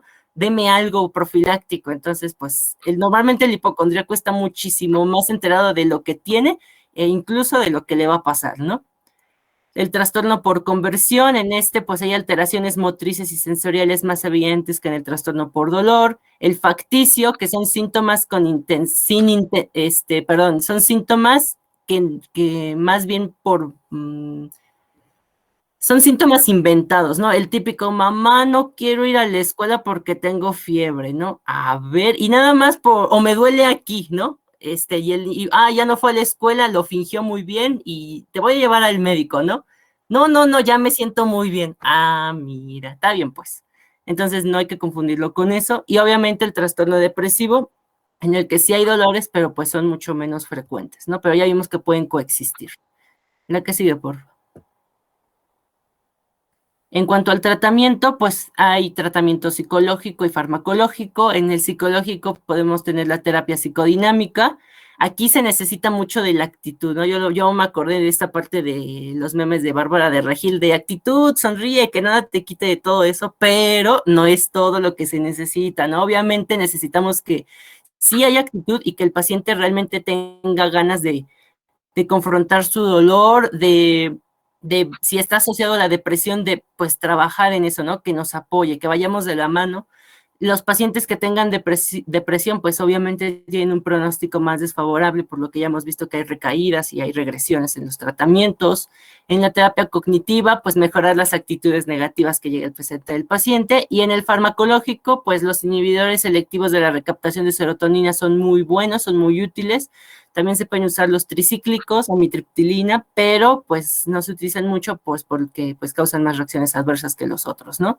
No opioides, evitar en la manera de lo posible, porque ya vimos que pues sí les duele, pero los opioides no nos quitan ese dolor y pues nos van a generar a la larga la dependencia. Y como coayudante, como terapias como de, bueno, está bien, vamos a hacer esto, pero si usted quiere podemos usar hipnosis, que ahorita lo vamos a ver en los demás trastornos, acupuntura. Ya ven que luego dicen, no, es que me dolía aquí y con la acupuntura se me quitó, me llevaron a la clínica de acupuntura, masajes, biorretroalimentación, que pues los conectan con electrodos y pues para ver todo cómo está su funcionamiento, y ejercicios que pues que el paciente pues llegue a tolerar, ¿no? Estas pues serían más como terapias pues alternativas o de soporte. La que sigue, por favor. Y bueno, pasamos a los trastornos disociativos. Estos están muy interesantes, muy chidos, la verdad, sí. Están muy, muy padres. La que sigue, por favor. Bueno, empezamos con qué son los trastornos disociativos. Pues primero empecemos con qué es disociación.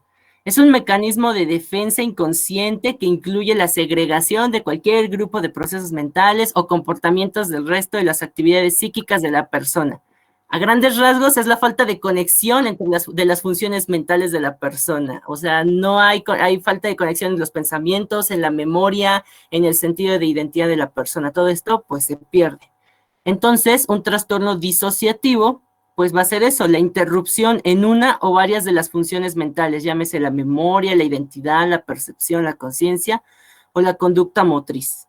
Y vamos a tener 4 grandes pues sí, los más relevantes, trastornos disociativos. El primero, que es la fuga disociativa, la amnesia disociativa, el trastorno de identidad disociativa y el trastorno de despersonalización o trastorno de desrealización. La que sigue, por favor. En cuanto a su incidencia, pues puede tener una aparición tanto súbita como irse desarrollando a lo largo del tiempo, a lo largo de años. Puede ser episódico, recurrente o crónico. Y el inicio para todos se va a asociar con traumas psicológicos repentinos. En algunos vamos a ver que es más importante el abuso sexual, en otros lo que hablaba esta Brenda un poquito con el trastorno de estrés postraumático, eventos como graves como guerras, pandemias, muerte de algún ser querido, accidentes, etcétera. La que sigue, por favor. Y bueno, empezamos con la amnesia disociativa. Es el trastorno disociativo quizás más frecuente. Las mujeres son más afectadas, sobre todo en la adolescencia y adultas mayores, y el auge de estos trastornos, de estas amnesias, coincide mucho con etapas de tiempo estresantes o traumáticas. Llámese, por ejemplo, aquí les pongo el Holocausto. Muchas de estas personas de la Segunda Guerra Mundial, para evitar todo lo que vivieron, pues desarrollan esta amnesia disociativa por todo lo que hayan vivido, pues todas las agresiones, violaciones, lo que haya pasado, ¿no? algún niño que está viendo testigo de algún homicidio, que pues fue algo traumante y pues mejor quieres olvidarlo en vez de ir a testificar, asaltos, algún encuentro desagradable por ahí, como aquí les pongo en Los Simpson, y bueno, no, yo lo relacioné un poco, esta amnesia quizás no es como algo feo en las fiestas, que ya ven que pues cuando uno toma, luego se le olvida ese periodo de tiempo, ¿no?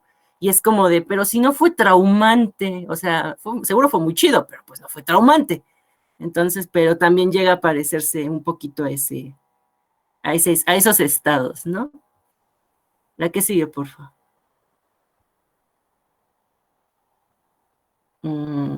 Ok.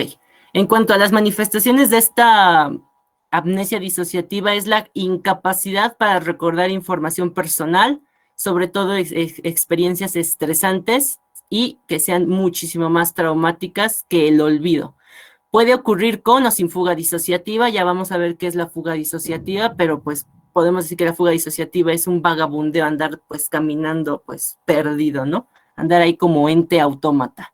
Y bueno, tenemos diferentes tipos de amnesias, como sería la amnesia localizada, que es incapacidad para recordar acontecimientos dentro de un periodo circunscrito, que sería, por ejemplo, lo que les digo de la fiesta.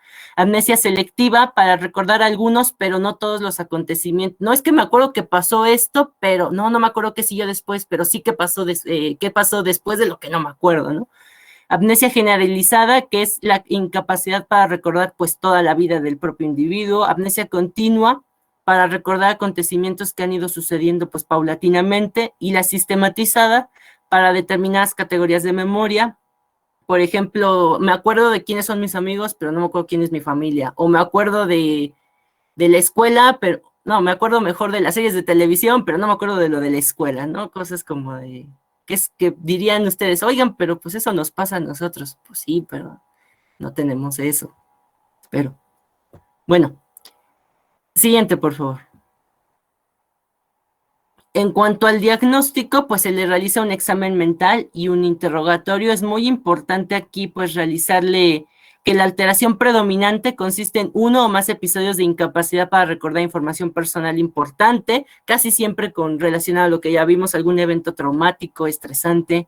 También esta alteración no es exclusiva de este trastorno, puede estar apareciendo en la fuga disociativa como lo vimos, en el trastorno de identidad disociativo, y algo muy importante, esta amnesia no es debida a efectos por una sustancia, una droga, un fármaco o por alguna enfermedad de tipo neurológica. Y bueno, los síntomas pueden producir malestar clínico o deterioro social laboral. Sí, pues ya sabemos que si ocasionan malestar social o laboral o interpersonal, pues obviamente ya entra dentro del rubro psiquiátrico. Y bueno, se le pueden realizar diferentes tipos de preguntas a estos pacientes en su examen mental, interrogatorio, como ha sufrido alguna vez, pues no sé, se queda en blanco, tiene lapsos de memoria o lapsos de que no recuerda nada, encuentra objetos, no sé, por ejemplo, esta pluma, ¿por qué la tiene? Ay, no me acuerdo ni cómo llegó a mí, ¿no? Pues cosas así como muy, muy sencillas, ¿no? El típico, ¿a qué venía esta habitación, no? Acabo de entrar, bueno, está bien, está perdiendo la memoria de algunos momentos importantes, etcétera. Y bueno, en cuanto a los diagnósticos diferenciales, pues podemos pensar en muchos trastornos, llámese la demencia, el delirium, una amnesia global, un síndrome de Wernicke-Korsakoff, etcétera. Ahí les pongo pues toda la lista. La que sigue, por favor. En cuanto al tratamiento, pues es psicológico, pues por medio de psicoterapia para poder reincorporar los recuerdos en su estado consciente.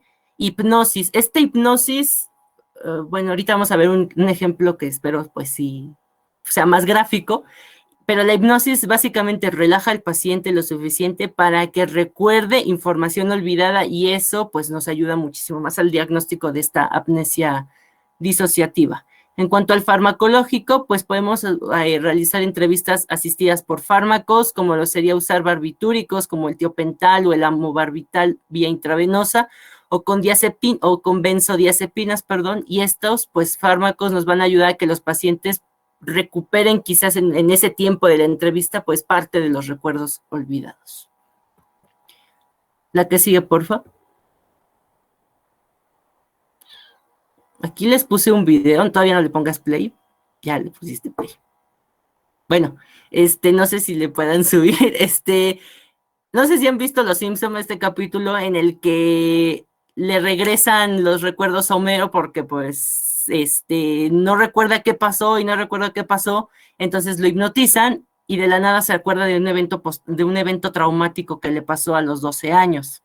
Entonces, esto es un ejemplo claro de la amnesia disociativa y de un trastorno disociativo. No sé si le puedes poner play y se escuche, por favor.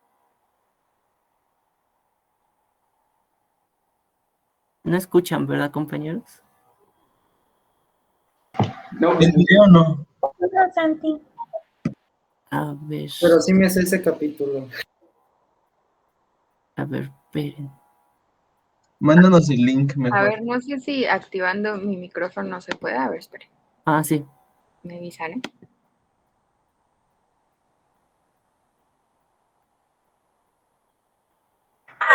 ¿Es usted un joven? ¿Sí? ¿No? Sí, ya se escucha. Ah, va, va. Es usted mismo, a los 12 años. Tengo 12 años, estoy con mis amigos, es un hermoso día de verano y vamos a nadar.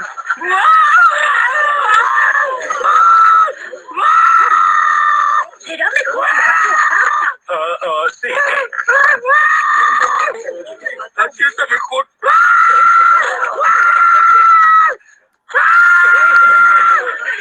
Se acabó. Mejor llevarlo a casa.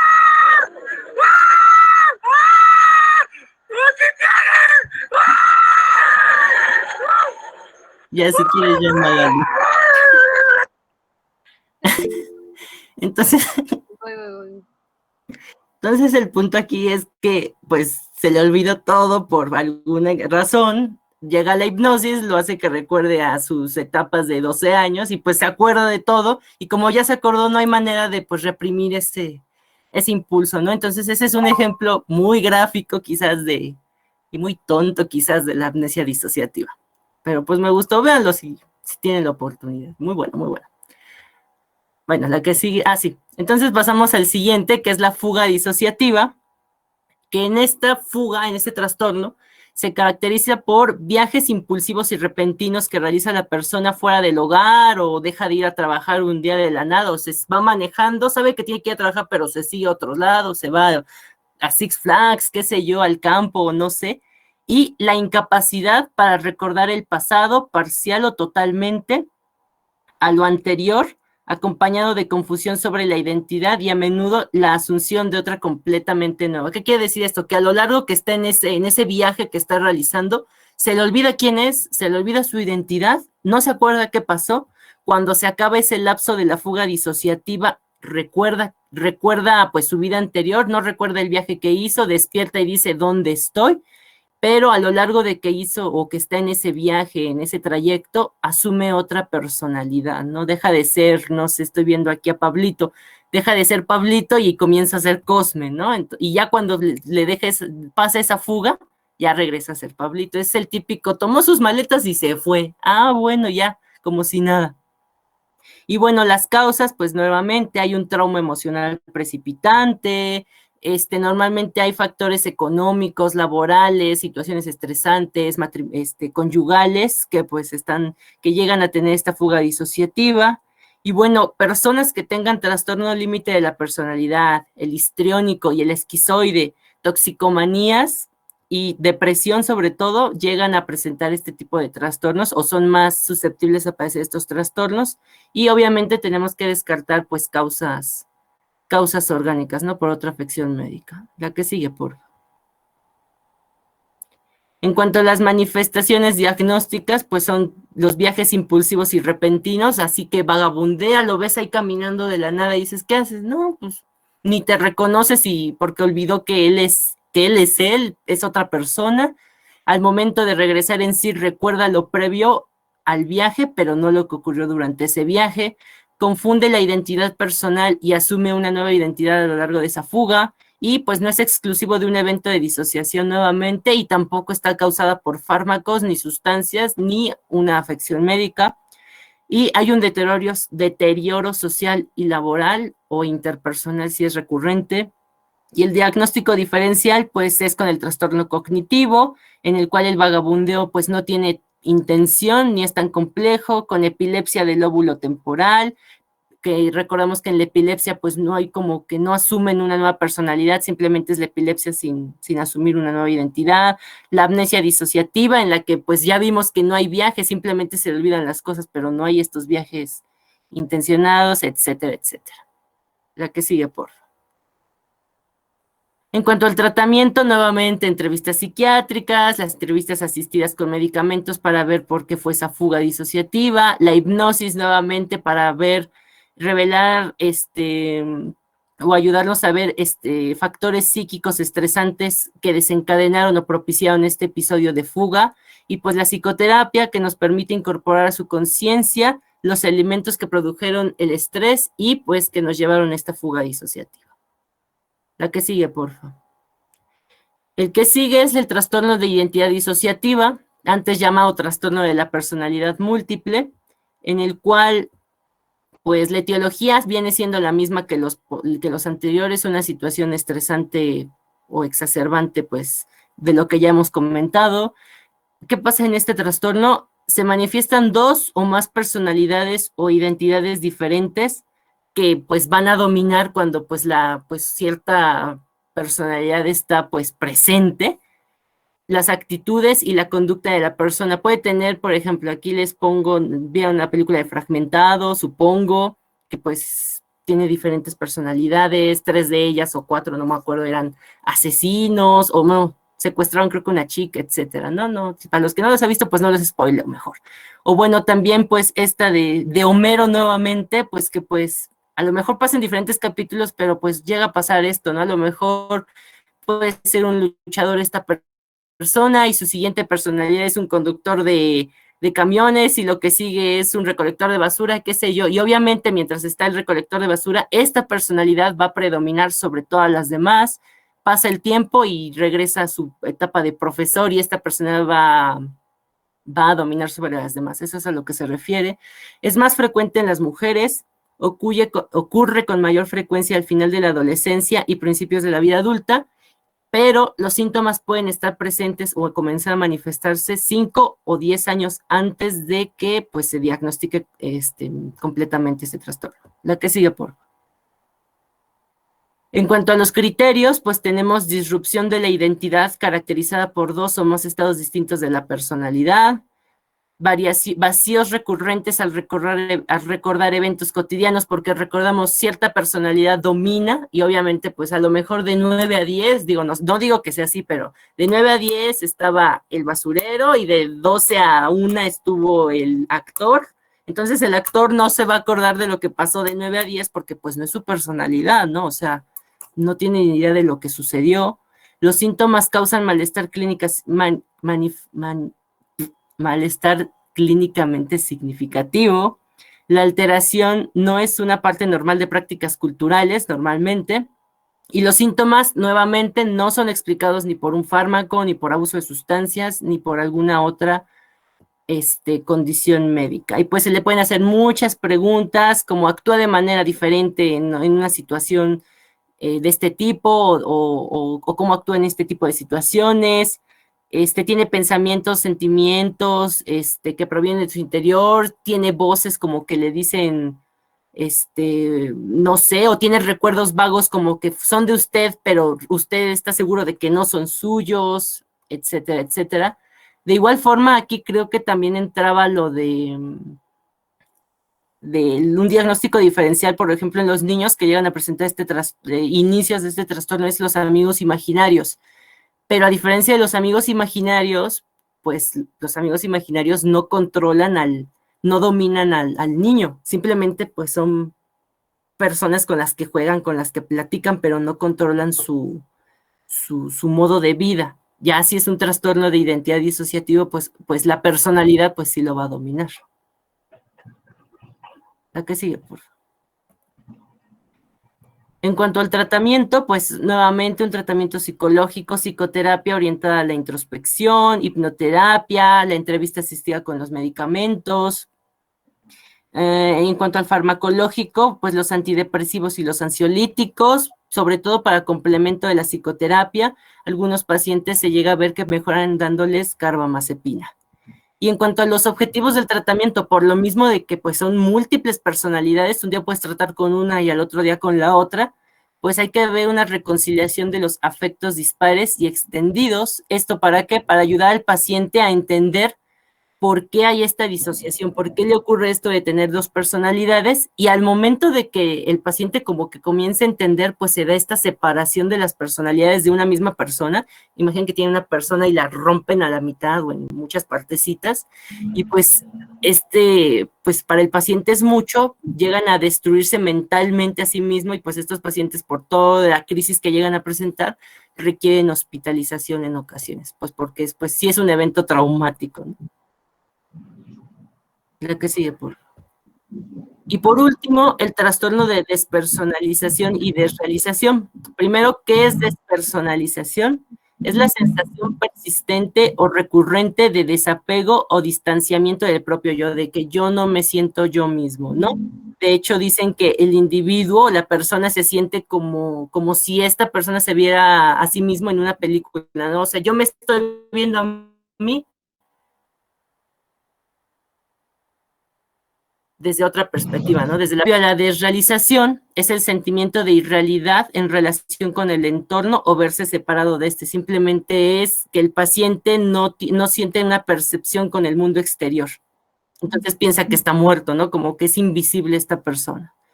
Es más frecuente en mujeres. La edad promedio de aparición son los 16 años y es rara o se considera rara a partir de los 40 años. Entonces, pues, de los 16 a los 40 es su rango. La que sigue, por.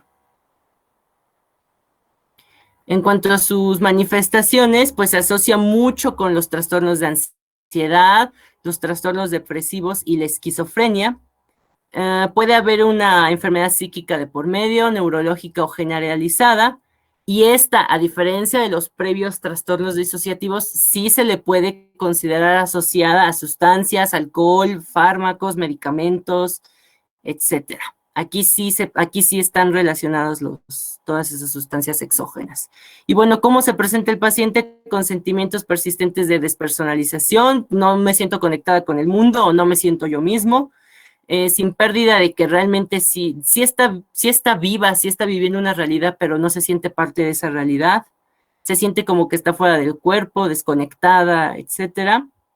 Y bueno, se siente como que está viviendo un sueño. El típico pellízcame que siento que sigo dormido. Ah, está bien, pues. En cuanto al tratamiento, la que sigue, perdón, por favor. Pues como está asociada a trastornos de ansiedad, depresivo, esquizofrenia, pues suele responder a los ansiolíticos y a la terapia de apoyo que esté orientada a la introspección. Y conforme la ansiedad disminuye, pues se reducen los episodios de despersonalización. Obviamente también disminuir, pues si tiene toxicomanía, pues reducirla. Y pues básicamente ese sería el tratamiento de ese. La que sigue, por favor. Y aquí les pongo pues un cuadrito que aparecía en el manual, en el Kaplan, de los 4 trastornos, sus resúmenes, lo más importante. Y la que sigue, por favor. Ya es todo. No sé si tengan alguna duda. Yo tengo una duda, pero no sé si estoy en lo correcto. En el último trastorno, que no se sienten bien con unos mismos, bueno, con ellos mismos, ¿son igual los que se hacen muchas cirugías plásticas y todo eso? ¿O nada que ver? ¿O los que se convierten en trans y todo eso? No, son entidades completamente distintas. De hecho, los que se hacen muchas cirugías y demás es el dismórfico corporal, que es donde que entra más en el espectro del TOC, donde decían sus compañeras, ¿no? Que consideran tener un defecto físico que quizás es mínimo, pero ellos lo magnifican. Entonces se hacen una rinoplastia, por ejemplo. Y después, pues no, ya resulta que les disgustan mucho los pómulos, ¿no? Y se ponen se hacen una bichectomía o qué sé yo, o rellenos para marcar los pómulos. Y después, bueno, no, ya es el cuello y así. Entonces terminan por hacerse muchísimas cirugías, pero ese es el dismórfico corporal, ¿no?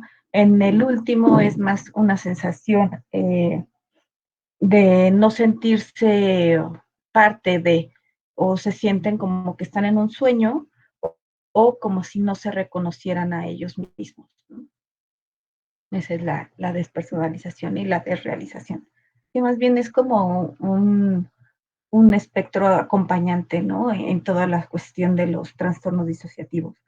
Estos trastornos no son muy frecuentes, sí llegan a ocurrir. Yo diría que evidentemente el más frecuente es la amnesia disociativa, en la que pues ahí está ante una situación de estrés intenso o un estresor importante, pues hay este bloqueo y incapacidad de recordar ciertos aspectos importantes, ¿no? O episodios de tiempo. Ahorita estaba viendo una serie en Netflix que se llama Marcella, que es una investigadora, ¿cómo se llaman esos? Policíacos, se me fue el nombre. Una detective, exacto. Entonces esta mujer tiene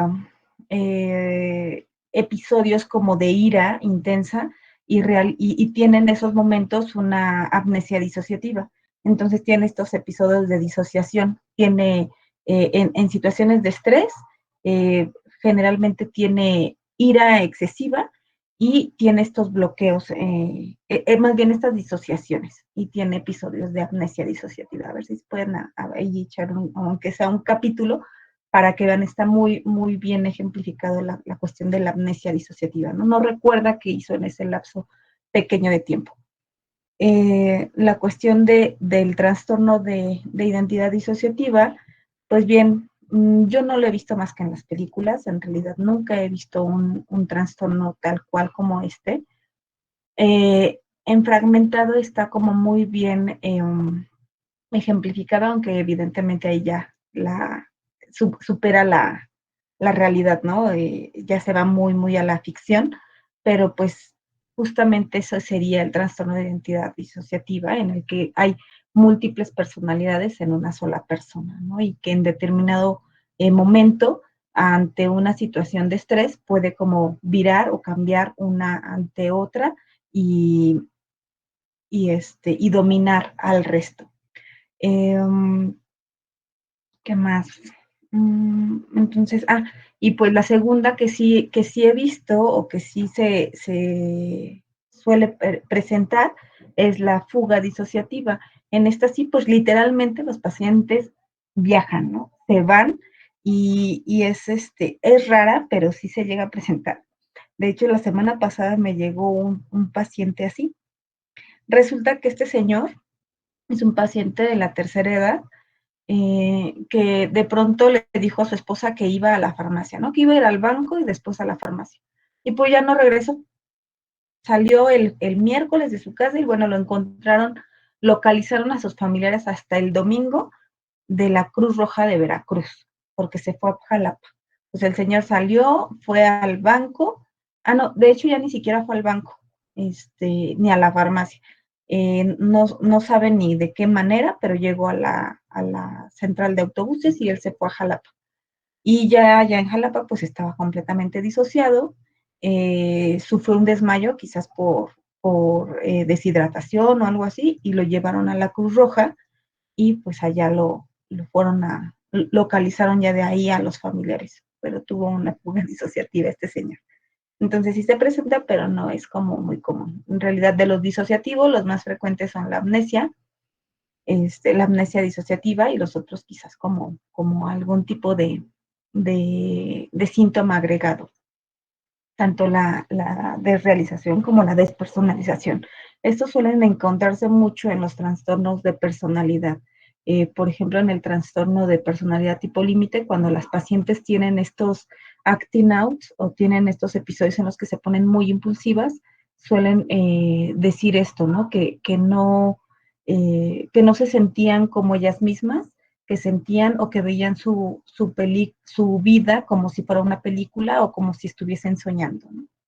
Entonces, estos se presentan más como un síntoma en otro padecimiento o en otro trastorno. De los trastornos que nos habló Magali, son de los más importantes en el sentido de que considero que son de los que más les van a llegar a ustedes. Va a ser muy frecuente que les lleguen personas con, por ejemplo, con trastornos de conversión. Y ahí, ¿qué es lo primero que les dicen y qué es lo primero que no deben hacer con estas pacientes? Imagínense que les van a llegar, por ejemplo, en el internado. La señora que viene desmayada después de que se peleó con el hijo porque el hijo se quería ir con la novia. Y entonces la mamá, porque no quería que se fuera el hijo, pero no es capaz de expresar eso y no es capaz de manejar su enfado, su enojo de una forma quizás más madura, por decirlo así. Entonces, pum, se desmaya y la llevan ahí corriendo a urgencias. Y van a llegar y van a decir, ay, interno, ve a ver a esa paciente. Aplícale una alemana, ¿no? ¿Qué van a decirle a esa paciente? ¿Qué le van a explicar a su familia? Ay, se está haciendo, le van a decir. O si le van a aplicar la alemana.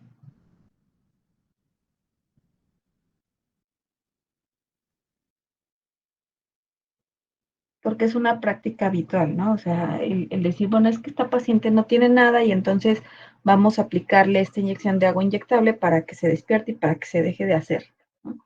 Recordemos aquí que estos síntomas no son simulados, son síntomas auténticos. En el trastorno de conversión como tal, pues son síntomas pseudoneurológicos, motores generalmente. Entonces va a haber parestesias, desmayos, pérdidas del estado de alerta en relación a situaciones estresantes, ¿no? Pero pues no tienen un origen como tal orgánico, no va a haber ningún tipo de alteración en el electroencefalograma, por ejemplo. Y aquí esta parte va a ser muy importante porque primero se tendría que descartar una cuestión como tal epiléptica, ¿no? Es muy frecuente que de pronto el médico de primer contacto